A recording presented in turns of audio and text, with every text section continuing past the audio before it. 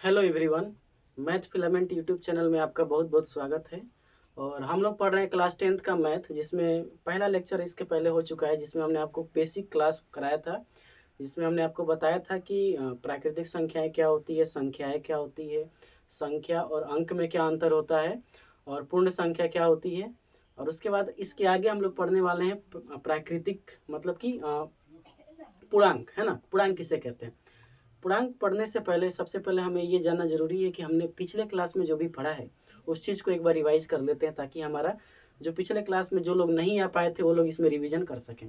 तो देखिए, हमने आपको स्टार्ट किया था सबसे पहले अंक। अंक क्या होता है, तो हमने आपको बताया था कि अंक जो होता है, अंक को हम डिजिट कहते हैं। ये पढ़ चुके हैं हम लोग, बस आपको ब्रीफ में मैं समझाऊंगा। जिसको हम कहते हैं डिजिट, जो स्टार्ट होता है 0 1 2 3 4 5 6 7 8 9। ये आपका क्या है, अंक है। जितना भी हमने लिखा है यहाँ पे, ये सभी के सभी अंक हैं।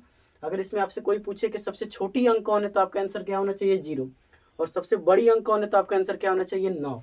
ठीक है, इसमें कोई दिक्कत नहीं है। एक और चीज़ हमने बताया था कि इसी अंकों की मदद से हम संख्याओं का निर्माण करते हैं। इसका मतलब ये हुआ कि अंकों की संख्या सीमित है, यानी अंक हमारे पास कितने हैं, टोटल 10 ही है। गिन सकते हैं आप इसको, टोटल 10 ही है। लेकिन संख्याएं हमारे पास असीमित नहीं है, बल्कि वो असीमित है, मतलब बहुत सारे, अनलिमिटेड है ना। जैसे इसी से हम संख्या बना सकते हैं। संख्या कैसे बनाएंगे आप, तो संख्या को हम कहते हैं नंबर। क्या कहते हैं, नंबर। और हमारे पास संख्याएं कितनी हो सकती है, संख्या कैसी भी हो सकती है। पूर्ण संख्या हो सकती है, प्राकृतिक संख्या हो सकती है, परिमेय हो सकता है, अपरिमेय हो सकता है, डेसिमल संख्या हो सकती है, दशमलव संख्या हो सकती है, शांत हो सकती है, अशांत संख्या, बहुत सारी संख्याएं हो सकती है। संख्याएं बहुत प्रकार की होती है, ठीक है। तो इसमें जैसे हम एक एग्जांपल में आपको समझाते हैं। जैसे ये हमने एक नंबर दिखा जिसको हम कहते हैं 2।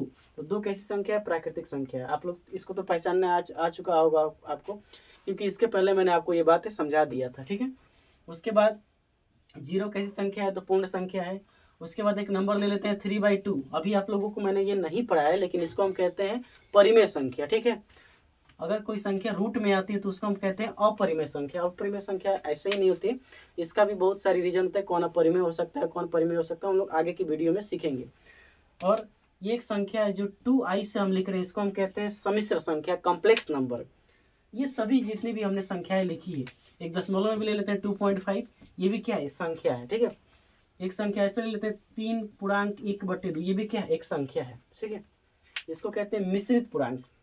देख रहे हैं, ये जितना भी हमने बनाया है यहाँ पे संख्या, इन्हीं अंकों की मदद से हमने उसको क्या किया है, बनाया है। इसका मतलब संख्या क्या है, अंकों की मदद से जो भी हम संख्या का एक रूप देते हैं वही हमारा संख्या कहलाती है, ठीक है। फिर उसके बाद से हमने आपको पढ़ाया था प्राकृतिक संख्या। क्या बोला, पढ़ाया था प्राकृतिक संख्या, जिसको हम सूचित करते हैं कैपिटल एन से। और उसमें हमारी संख्याएं स्टार्ट होती है 1 2 3 4 5 ऐसे करके एंड सो ऑन। जिसमें हमने आपको बताया था कि सबसे बड़ी प्राकृतिक संख्या को हम कहते हैं नहीं बता सकते हैं, और सबसे छोटी प्राकृतिक संख्या को हम कहते हैं 1। देखिए, बहुत लोग यहाँ पे कंफ्यूज हो सकते हैं, क्योंकि सबसे बड़ी प्राकृतिक संख्या आप 9 बोल सकते हैं, 999 बोल सकते हैं, कुछ भी बोल सकते हैं। लेकिन ध्यान रखिएगा, आप जितना भी बड़ी संख्या बताएंगे यहाँ पे प्राकृतिक संख्या के रूप में, उससे बड़ी से बड़ी संख्या हमारे पास मौजूद है। इसलिए ध्यान रहे कि आपको ये नहीं सोचना है कि सबसे बड़ी प्राकृतिक संख्या हमारे पास 9 या 999 या जो भी हो, हम इसको ज्ञात ही नहीं कर सकते हैं। तो इसको हम ज्ञात नहीं कर सकते, लेकिन छोटी संख्या हम बता सकते हैं, कितना हो जाएगा, 1, ठीक है। छोटी प्राकृतिक संख्या 1 हो जाएगा। अब इसी प्राकृतिक संख्याओं में यदि हम शून्य को शामिल कर देते हैं, तो किसका परिवार बन जाता है, पूर्ण संख्या का परिवार बन जाता है। पूर्ण संख्या स्टार्ट कहाँ से होती है, 0 1 2 3 इस तरह करते हुए जाती है। सबसे छोटी पूर्ण संख्या हो जाएगा 0, लेकिन सबसे बड़ी पूर्ण संख्या हम नहीं बता सकते हैं। नहीं बता सकते हैं, किताबों में लिखा होता है ज्ञात नहीं किया जा सकता। अच्छे किताबों में लिखा होगा, बाकी और सब किताबों में मैं नहीं जानता उसमें क्या लिखा होगा, लेकिन ध्यान रखिएगा उसमें अनंत लिखा हुआ रह सकता है, ठीक है। अनंत कभी भी नहीं बोलना, अनंत एक गलत तरीका है, क्योंकि अनंत एक बाउंड्री को डिसाइड करता है, जबकि संख्याएं बाउंड्री से बाहर भी हो सकती है, ठीक है। अब ध्यान समझिए, प्राकृतिक संख्या, पूर्ण संख्या यहाँ तक हो चुका था। अब इसी के आगे एक संख्या हम पढ़ेंगे जिसको हम कहते हैं पूर्णांक। तो आप लोग हेडिंग लगा लीजिए पूर्णांक, ठीक है। तो आइए दोस्तों, हम समझते हैं कि पूर्णांक किसे कहते हैं। देखिए, पूर्णांक को हम कहते हैं इंटीजर। क्या कहते हैं, इंटीजर। पूर्णांक को हम क्या कहते हैं, इंटीजर। इंटीजर का मतलब क्या होता है, इंटीजर को हम दिखाते हैं आई से। किससे दिखाते हैं, आई से। इसको हम दिखा सकते हैं आई से, या इसको हम दिखा सकते हैं जेड से। किससे दिखा सकते हैं? जेड। यानी इंटीजर यानी पूर्णांक को सूचित करने का तरीका हमारे पास दो है, या तो है आई और नहीं तो है जेड। ठीक है, अब इसी में हम संख्या कैसे दिखाते हैं, जरा ध्यान समझिएगा। ये हमारा उसके परिवार को लिखने का तरीका है, यहाँ दिख रहा है, ठीक है ना, ये वाला दिख रहा है ना। देखिए अब ध्यान समझिए, अगर यहाँ पे हम जैसे देखिए पूर्ण संख्या क्या थी, पूर्ण संख्या में 0 1 2 3 4 वो तो इसमें आएगा ही। देखिए ध्यान समझिएगा, 0 1 2 3 4 ऐसे करके आगे तक जाएगा। अब इसी में हम लोग नेगेटिव संख्या को शामिल करेंगे, जैसे -1 -2 -3 एंड सो ऑन। अब देखिए ध्यान समझिएगा, -3 और इसके आगे हम लोग बहुत ही संख्या लिख सकते हैं कि नहीं, और इससे 4 के आगे भी बहुत संख्या लिख सकते हैं, लेकिन उस चीज़ को हम लोग डॉट डॉट डॉट से दिखा देते हैं ताकि हम ये समझ जाते हैं कि इसके आगे भी संख्या मौजूद है, ये हम रुके हुए नहीं है। हम ये नहीं कह सकते कि -3 सबसे बड़ी संख्या, नहीं, उसके आगे -4 -5 ये सब अंडरस्टूड है, मतलब उसमें समझ लेना एक वो चीज़ है। तो सबसे ध्यान से देखिए, पूर्णांक को सूचित करने का तरीका क्या है, ये। ठीक है, अब पूर्णांक में आप ध्यान से देखेंगे तो हम आपसे पूछेंगे कि सबसे बड़ी पूर्णांक, सबसे बड़ी पूर्णांक, तो सबसे बड़ी पूर्णांक आप कितना बताएंगे, बताइए।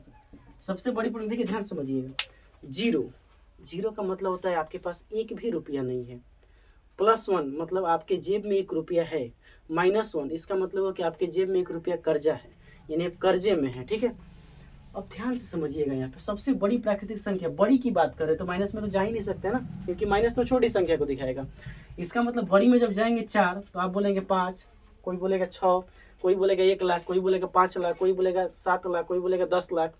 क्या हम इस संख्या को एक फिक्स संख्या बता सकते हैं? सबसे बड़ी संख्या में एक फिक्स संख्या बताना बहुत ही मुश्किल है। इसका मतलब ये हुआ कि पूर्णांक में हम सबसे बड़ी पूर्णांक बताना सबसे मुश्किल है, तो इसका आंसर क्या होगा, बताया नहीं जा सकता है। क्या आंसर होगा, इन्फिनिटिव या प्लस इन्फिनिटिव लिखना गलत है, मत लिखिएगा वैसे, बताया नहीं जा सकता है। ठीक है, बताया नहीं जा सकता है।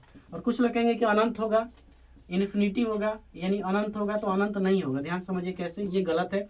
आइए समझते हैं कैसे, इसको प्लस अनंत कहते हैं। ध्यान समझिएगा, मान लीजिए हम एक इन्फिनिटिव लिखेंगे, है ना, आप लोग जब आगे की क्लास में जाएंगे तो इन्फिनिटिव का महत्व समझेंगे। इसको हम लिमिट और कंटिन्यूटी में पढ़ते हैं 11th क्लास के बैच में।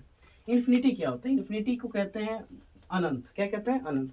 अब देखिए ये एक इन्फिनिटी हो गया ना, जब हम इन्फिनिटी को एक और इन्फिनिटी से जोड़ते हैं तो हमें एक इन्फिनिटी ही मिलता है। ठीक है, अब एक बात बताइए, इस इन्फिनिटिव का जो स्ट्रेंथ है, जो ताकत है, इस इन्फिनिटिव का जो ताकत है और इस इन्फिनिटिव की ताकत में आपको क्या डिफरेंस पता चला?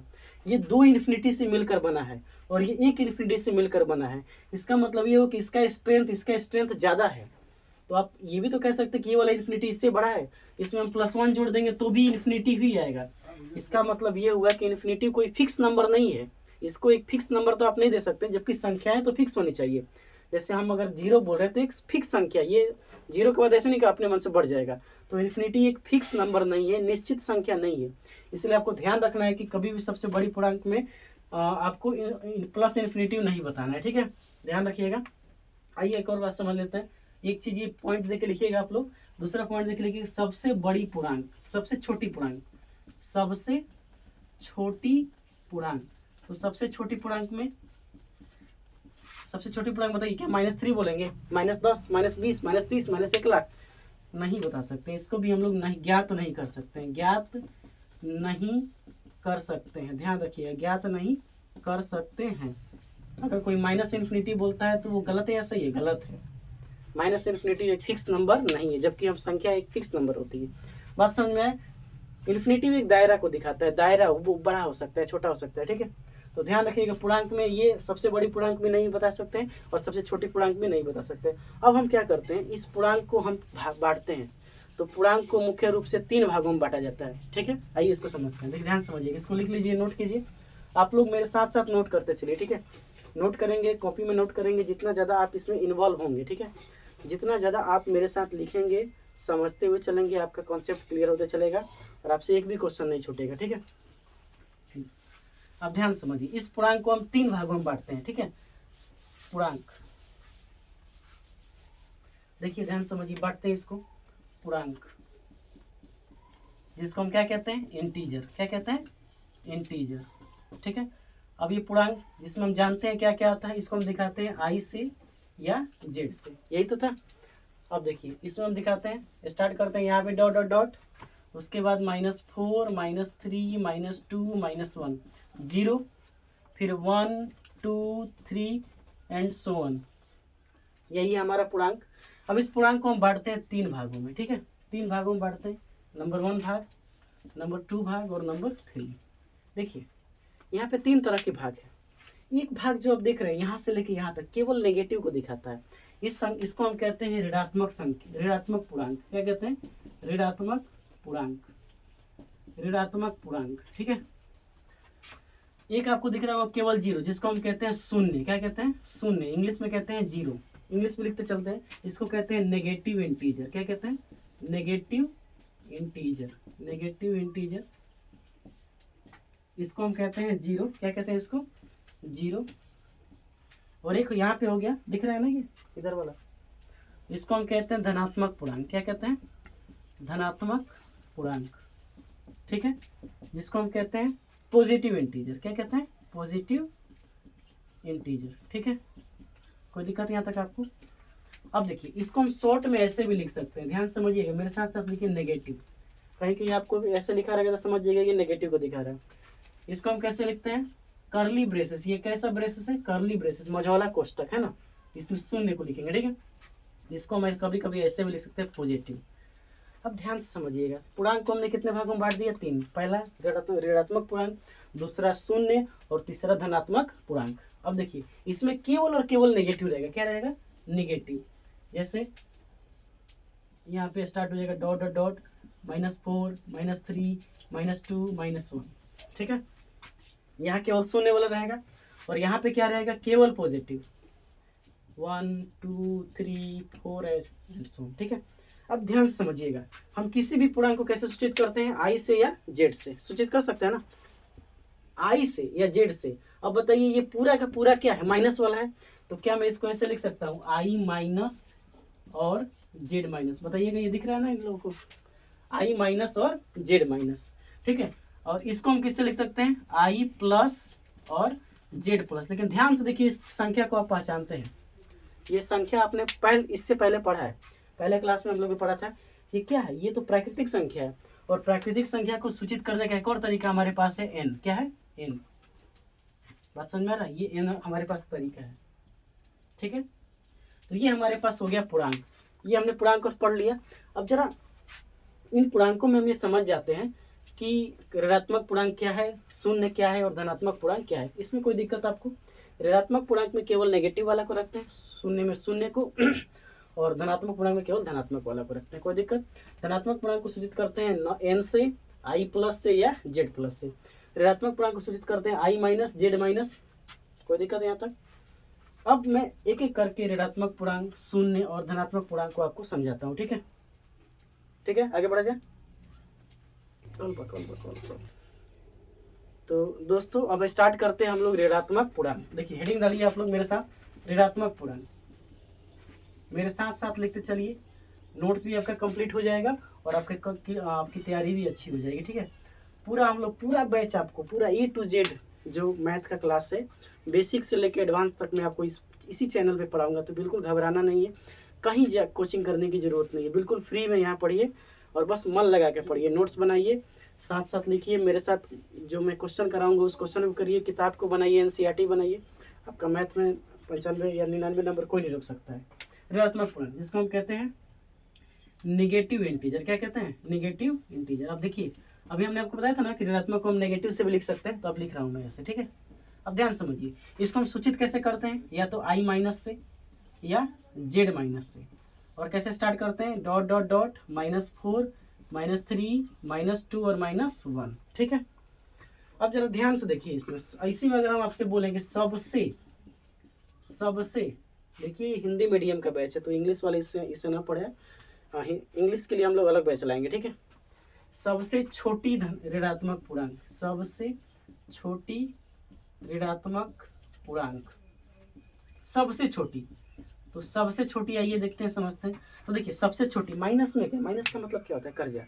ये 1 रुपया कर्जा है, ये 2 रुपया कर्जा है, ये 3 रुपया कर्जा है, ये 4 रुपया कर्जा है। तो ये बताइए सबसे गरीब कौन है? इस 4 को बताइए। इस -1 -2 -3 -4 में सबसे गरीब कौन है? तो सबसे गरीब है -4, क्योंकि इसके ये 4 रुपये कर्जा में है। यानी माइनस में जितना भी हम संख्या को बढ़ाएंगे वो उतना ही कर्जा में होते जाएगा। क्या होते जाएगा? कर्जा में। इसका मतलब आप और छोटा सोचिए तो -5, फिर बोलेंगे -10, फिर बोलेंगे -1 लाख। इसका मतलब ये तो कोई संख्या फिक्स ही नहीं है, और जो फिक्स नहीं है उसको हम ज्ञात कर सकते हैं क्या? नहीं। इसका मतलब इसका आंसर हो गया नहीं ज्ञात कर सकते, नहीं ज्ञात कर सकते। कोई भी संख्या आप बताएंगे उससे छोटा से छोटा संख्या हमारे पास नेगेटिव में मौजूद होगा। मान लो कोई बोल दिया 1 लाख, हम बोल देंगे 2 लाख, कोई बोलेंगे 5 लाख, हम बोलेंगे -30 लाख। यानी कोई भी छोटी पूर्णांक हम लोग नहीं बता सकते। अगर कोई -इन्फिनिटी बोलता है तो ये गलत है कि सही है? गलत है, क्योंकि -इन्फिनिटी एक फिक्स नंबर नहीं है। इतना पढ़ने के बाद अगर अब भी आप लोग -इन्फिनिटी लिख रहे हैं तो गलत है, यानी आप लोग कॉन्सेप्ट को ठीक से समझ नहीं रहे हैं। ठीक है, इन्फिनिटी फिक्स नंबर नहीं है। मैं हर बार ये बार बोल रहा हूँ कि ये फिक्स नंबर नहीं है। सबसे बड़ी पूर्णांक, सबसे, ये पॉइंट में देकर लिखते रहिएगा, सबसे बड़ी पूर्णांक, सबसे बड़ी पूर्णांक, सबसे बड़ी कैसी पूर्णांक? ऋणात्मक पूर्णांक, सबसे बड़ी ऋणात्मक पूर्णांक।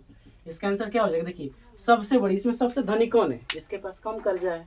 जिसके पास कम कर्जा है, किसके पास कम कर्जा है? -1, यानी -1 सबसे बड़ी ऋणात्मक पूर्णांक है। इससे ज्यादा आपको ऋणात्मक पूर्णांक में समझने की कोई जरूरत नहीं है। अब आगे पढ़ते हैं शून्य के बारे में।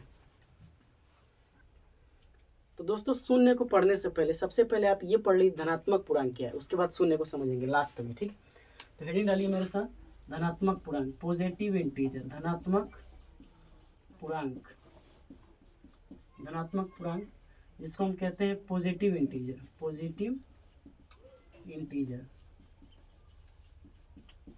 Positive integer. ठीक है, इसको हम किसे सूचित करते हैं? तो पहला n, पता है ना आपको, फिर i प्लस, फिर z प्लस, 3 तरीका से इसको हम सूचित करते हैं।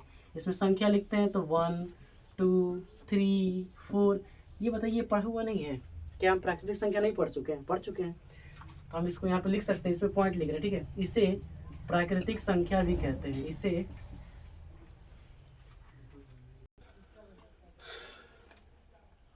सॉरी दोस्तों, लाइट कट गया था, थोड़ा इस समस्या के लिए खेद है, ध्यान समझिएगा। धनात्मक पूर्णांक, ठीक है, धनात्मक पूर्णांक जिसको हम सूचित करते हैं n और i प्लस से और z प्लस से। ठीक है, ये इसको तो आप जानते होंगे, इसको हम प्राकृतिक संख्या भी कहते हैं। तो वही चीज़ मैं लिखवा रहा था, तब तक लाइट कट गया। और ध्यान से देखिए, इसे प्राकृतिक संख्या भी कहते हैं, इसे प्राकृतिक संख्या भी कहते हैं, इसे प्राकृतिक संख्या भी कहते हैं। ठीक है, इसे हम क्या कहते हैं? प्राकृतिक संख्या भी कहते हैं। जरा ध्यान समझिए एक और बात, सबसे बड़ी प्राकृतिक संख्या ये बोले या सबसे बड़ी धनात्मक पूर्णांक ये बोले तो क्या ये बता सकते हैं हम लोग? नहीं बता सकते। तो यहाँ लिख दीजिएगा, सबसे बड़ी धनात्मक पूर्णांक, सबसे बड़ी धनात्मक पूर्णांक, ये इसको हम प्राकृतिक संख्या भी कह सकते हैं कि नहीं कह सकते? बिल्कुल कह सकते हैं। तो सबसे बड़ी धनात्मक पूर्णांक नहीं ज्ञात किया जा सकता है, नहीं ज्ञात किया जा सकता है। साथ साथ मेरे लिखते चलिए आप लोग, ठीक है, नहीं ज्ञात किया जा सकता है। ठीक है, लेकिन सबसे छोटी धनात्मक पूर्णांक संख्या, सबसे छोटी धनात्मक पूर्णांक, धनात्मक पूर्णांक, सबसे छोटी धनात्मक पूर्णांक कौन होगा? तो ये हो जाएगा आपका 1। देखिए सबसे छोटी 1 है। तो ये धनात्मक पूर्णांक, इसमें कुछ खास था नहीं, वैसे आपको मैंने बता दिया, आप लिख लीजिए। ठीक है, अब हम लोग थोड़ा पढ़ेंगे शून्य के बारे में। ठीक है, तो आइए थोड़ा सीखते हैं शून्य के बारे में। आप लोग इसको नोट कर लीजिए मेरे साथ, देखिए अगर नहीं लिख पाए तो स्क्रीनशॉट ले लीजिए। चलिए नेक्स्ट, आइए दोस्तों अब पढ़ते हैं शून्य के बारे में। ठीक है, शून्य के बारे में तो आपने बहुत चीज सीखा होगा। शून्य, शून्य जिसको हम कहते हैं जीरो, क्या कहते हैं? जीरो, शून्य। और अब मैं आपको बढ़िया से आगे बताऊंगा। खैर फिलहाल अभी शून्य से हम क्या शून्य से भाग दे सकते हैं नहीं, थोड़ा बहुत मैंने पिछली वीडियो में बताया था। तो ध्यान रखिए, किसी भी संख्या को शून्य से भाग नहीं दिया जा सकता है, क्योंकि शून्य से भाग देते हैं तो पूरा मैथमेटिक्स ही डिस्टर्ब हो जाता है। ठीक है, पूरा मैथमेटिक्स डिस्टर्ब हो जाएगा। इसका मतलब शून्य अनडिफाइन यानी अपरिभाषित में चला जाता है। थोड़ा बहुत आप लोगों को समझ में अभी आया होगा, लेकिन आगे और अच्छे से समझ में आएगा, घबराना नहीं है। ठीक है, शून्य, देखिए ध्यान समझिए, हम लिख रहे हैं शून्य ना तो शून्य ना तो धनात्मक पूर्णांक है, शून्य ना तो धनात्मक पूर्णांक है, शून्य ना तो धनात्मक पूर्णांक है, और ना ही ऋणात्मक पूर्णांक है, ऋणात्मक पूर्णांक है। ध्यान समझिएगा। देखिए शून्य में बहुत लोग कंफ्यूज हो जाते हैं। शून्य धनात्मक पूर्णांक भी नहीं है और ऋणात्मक पूर्णांक भी नहीं है, बल्कि ये एक उदासीन संख्या है। क्या है ये? उदासीन, न्यूट्रल नंबर। तो यहाँ पे लिखिएगा यह एक उदासीन संख्या है। उदासीन को हम कहते हैं न्यूट्रल। न्यूट्रल मतलब ये किसी में नहीं आता है।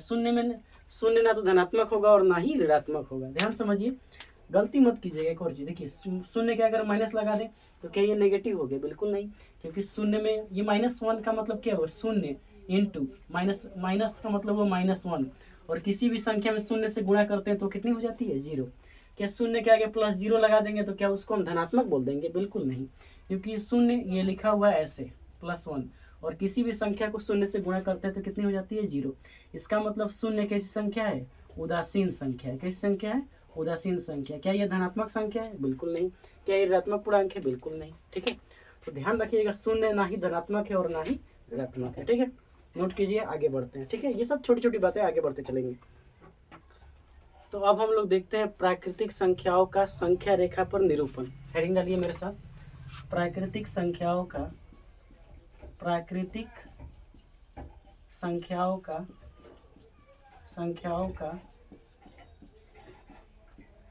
प्राकृतिक नहीं, पूर्णांक, मिस्टेक हो गया, ध्यान समझिए। पूर्णांकों का संख्या रेखा पर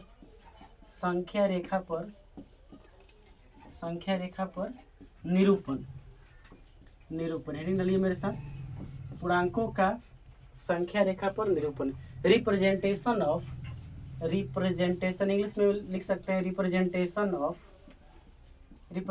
of integer on number line. ठीक है, representation of integer on number line. देखिए, नंबर लाइन पर हम प्राकृतिक संख्याओं को दिखाना चाहते हैं। ठीक है, आइए प्राकृतिक संख्या के बारे में बोल रहे हैं, पूर्णांकों को। ध्यान से देखिए, ये आपका नंबर लाइन हो गया। ठीक है, नंबर लाइन जो कहाँ से कहाँ तक जाती है? -∞ से +∞ तक। ठीक है, -∞ से कहाँ तक जाती है? +∞ तक। क्या ये -∞ फिक्स नंबर को दिखा रहा है? बिल्कुल नहीं, क्योंकि ये बाउंड्री को दिखा रहा है। मैंने आपको बताया था ना, ये केवल बाउंड्री को दिखा रहा है। इसके बीच में संख्याएं आती है, ये कोई फिक्स संख्या नहीं है। जरूरत पड़ने पे ये संख्या, ये मतलब बाउंड्री बड़ा भी हो सकता है और छोटा भी हो सकता है। तो कैसे आप किसी संख्या को बोल देंगे कि ये -∞ के बराबर होगा या +∞ के बराबर होगा? क्या ऐसा हो सकता है? वो तो फिक्स ही नहीं है ना। अब देखिए, इस पूरे संख्या रेखा को 2 भागों में बांटता है 0। कौन बांटता है? 0। इस पूरे संख्या रेखा को 2 भागों में कौन बांट देगा? 0। इधर हम आते हैं तो इधर होता है धनात्मक। क्या होता है? धनात्मक। और इधर होता है ऋणात्मक। क्या होता है? ऋणात्मक।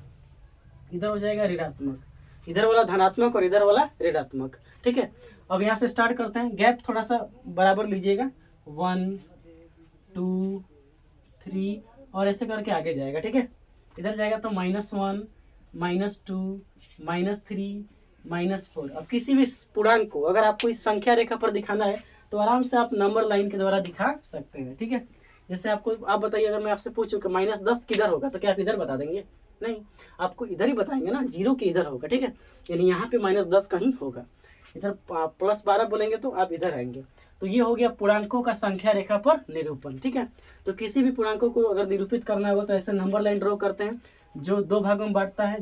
2 भागों में होता है, एक -∞ और एक +∞। इसको 2 भागों में कौन बांट देता है? 0। इधर वाला प्लस और इधर वाला नेगेटिव। ठीक है, इसमें कुछ बहुत बड़ी बात नहीं है, आगे बढ़ते हैं। ठीक है,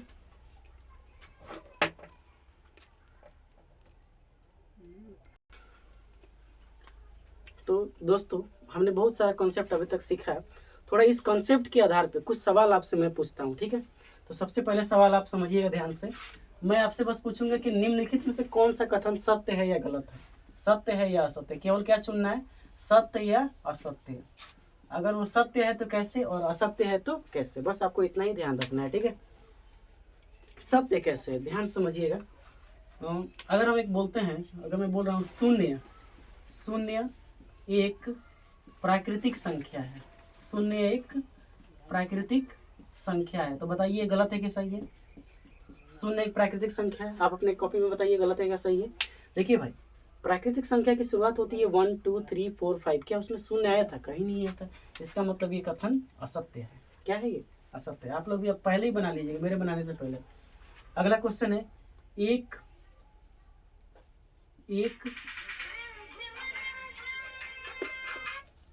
एक एक पूर्ण संख्या है, एक यानी ये वाला एक एक पूर्ण संख्या है, एक एक पूर्ण संख्या है, एक एक पूर्ण संख्या है, तो बताइए सही है गलत है।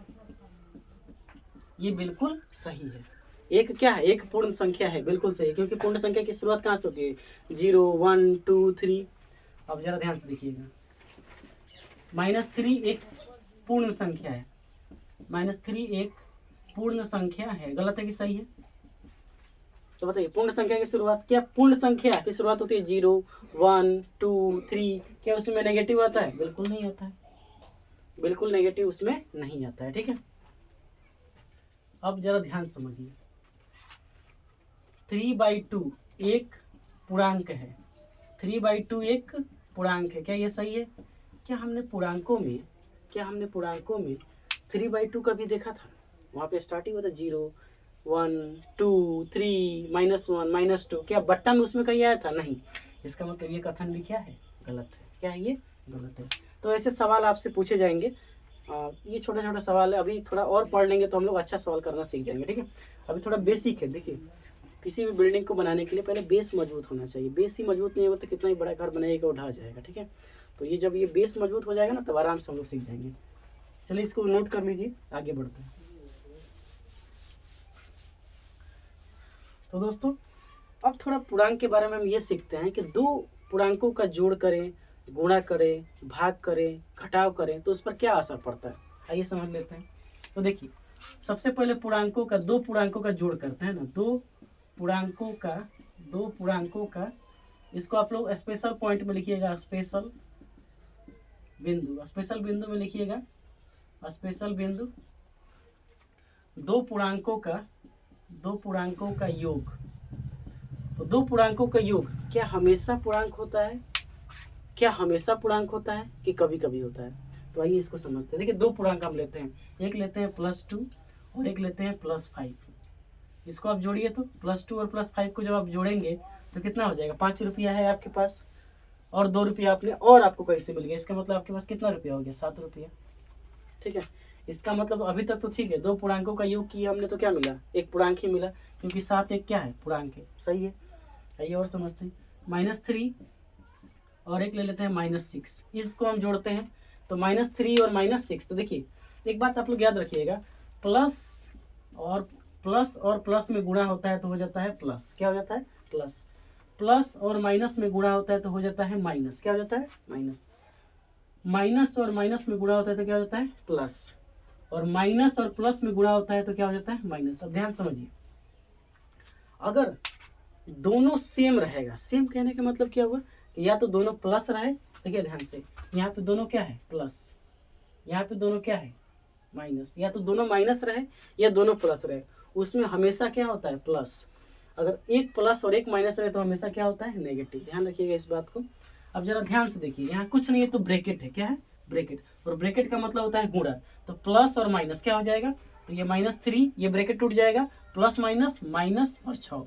अब जरा ध्यान से देखिए, -3 मतलब 3 रुपये कर्जा और -6 मतलब 6 रुपये कर्जा, 3 रुपये कर्जा और 6 रुपये कर्जा, तो कितना रुपये कर्जा हो जाएगा? -9 रुपये कर्जा हो जाएगा। तो क्या ये एक पूर्णांक है?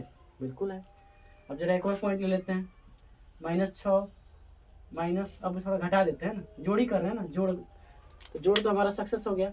इसका मतलब हमने ये देखा कि दो पूर्णांकों का योग हमेशा पूर्णांक होता है। क्या होता है? हमेशा पूर्णांक होता है, हमेशा पूर्णांक होता है। तो एक बिंदु यहाँ से हमारा निकल गया कि दो पूर्णांकों का योग हमेशा क्या होता है, एक पूर्णांक होता है। तो पहला बिंदु आप लिख सकते हैं, दो पूर्णांकों का योग हमेशा एक पूर्णांक होता है। और उसमें आप ये एग्जाम्पल लिख दीजिएगा, ठीक है, ये एग्जाम्पल आप लिख सकते हैं, ठीक है। तो इसका मतलब हमने ये सीखा कि दो पूर्णांकों का योग हमेशा क्या होता है, पूर्णांक होता है। इसको नोट कीजिए। अब थोड़ा आगे देखते हैं, मिटा दें इसको। अब जरा ध्यान समझिए, दो पूर्णांकों का योग तो हमेशा पूर्णांक होता है। क्या घटाव में भी ऐसा होता है कि दो पूर्णांकों का अगर हम घटाव करें तो क्या वो भी एक पूर्णांक होता है? तो आइए समझते हैं। तो इसको पॉइंट लिख दें, पॉइंट नंबर 2, दो पूर्णांकों का दो पूर्णांकों का घटाव। अब जो भी आंसर होगा लिखेंगे, पहले चेक करते हैं ना। तो हमने एक ले लिया -3 और एक ले लिया -6, इसको हम घटा रहे हैं। क्या कर रहे हैं, घटा रहे हैं। देखिए दोनों हमने नेगेटिव लिया, ये भी नेगेटिव और ये भी नेगेटिव। दो नेगेटिव पूर्णांक लिया हमने, मतलब ऋणात्मक पूर्णांक, उसको हम क्या घटा रहे हैं। देखिए तो -3, ये ब्रैकेट तो ऐसे टूट जाएगा, माइनस माइनस क्या हो जाएगा, प्लस, माइनस माइनस क्या हो जाएगा, प्लस, यहाँ क्या लिखा जाएगा, 6।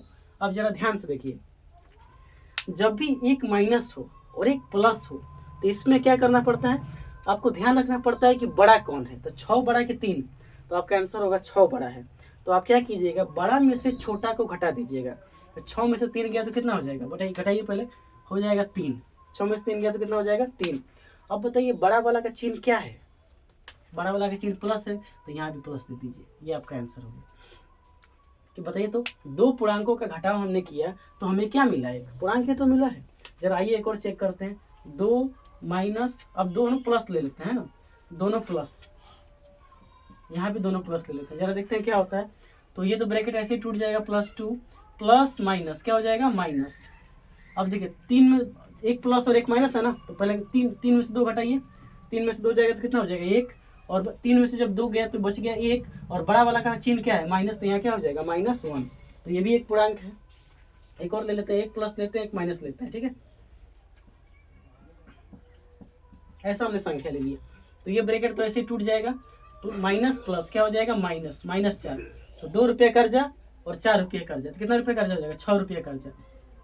ये भी एक पूर्णांक है। इसका मतलब दो पूर्णांकों का घटाव हमेशा पूर्णांक होता है, हमेशा पूर्णांक होता है, हमेशा पूर्णांक होता है। कितने बच्चों के दिमाग में ये भी आ सकता है कि सर एक शून्य ले लीजिए ना, वो भी तो एक पूर्णांक है, तो उसको ले लीजिए। तो देखिए शून्य अब +2, तो 2 में किसी शून्य को जोड़ेंगे तो 2 ही हो जाएगा, तो एक पूर्णांक ही मिलेगा। 2 माइनस 2, तो 0 में से देखिए इसके पास एक भी रुपये कर्जा नहीं था और 2 रुपये कर्जा ले लिया है ना, 2 रुपये कर्जा लिया तो कितना हो जाएगा, अभी कर्जा में है -2, तो ये भी एक क्या है, पूर्णांक है। इसका मतलब दो पूर्णांकों का घटाव हमेशा एक पूर्णांक होता है। दो पूर्णांकों का घटाव क्या होता है, हमेशा एक पूर्णांक होता है, ठीक है। ये समझ में आ गया, नोट कर लीजिए इसको। अब इसको मिटा रहा हूं मैं, अगला पॉइंट लिखता हूं। अब ये पॉइंट 2 समझ गए हम लोग। अब समझते हैं दो पूर्णांकों का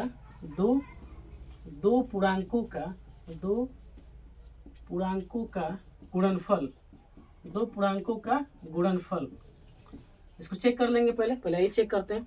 तो दो पूर्णांकों का गुणनफल, जैसे हमने ले लिया -3 गुणा किया -2 से, एक और ले लेते हैं -2 गुणा किया +2 से, एक ले लेते हैं 9 -9 और गुणा किया 0 से, एक ले लिया 0 और गुणा किया +2 से, ठीक है।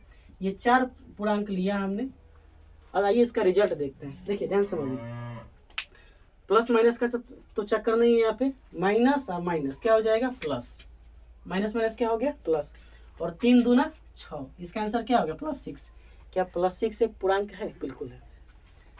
प्लस माइनस क्या हो जाएगा, माइनस, 2 दूना 4, ये भी एक पूर्णांक है।